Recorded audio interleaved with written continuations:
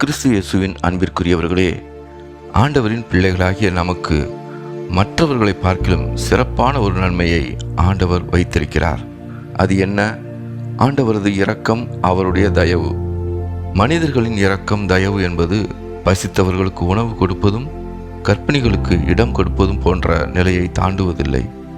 ஆனால் ஆண்டவரின் இரக்கம், தயவு என்பது அற்புதமானது, அலாதியானது.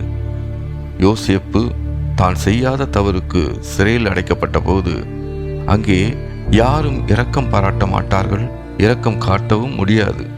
ஆனால் சிறைச்சாலை அதிகாரி யோசேப்பின் மேல் தயவு பாராட்ட ஆண்டவர் பணித்தார். தாவீது சவுல் அரசரால் கொல்லப்பட தேடப்படும் போது பெலிஸ்திய அரசன் ஆக்கீசிலும் தஞ்சமடைந்தார். பெலிஸ்தியர்கள் இஸ்ராயேலருக்கு மட்டுமல்ல, கோலியாத்தை கொன்ற தாவீதுக்கு மிகப்பெரிய எதிரிகள் என்பது நமக்கு தெரியும்.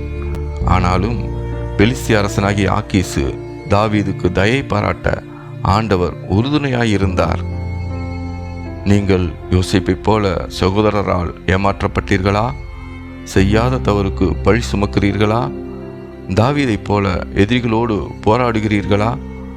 வாழ்வில் துன்பங்களை மட்டுமே பார்க்கிறோம் என்கிறீர்களா? ஆண்டவரின் தயை, இரக்கம் உங்களை இதுவரை பாதுகாத்து வந்துள்ளது என்பதை மறவாதீர்கள். நான் உங்கள் பிள்ளை என்று ஆண்டவரிடம் சொல்லுங்கள். அதை உரிமையாய் சொல்லுங்கள். அதை முழுமையாய் நம்பிக்கையோடு அறிக்கை செய்யுங்கள். நிச்சயமாக அவரது ஆச்சரியமான பதில் உங்களை தேடி வரும். ஆமேன்.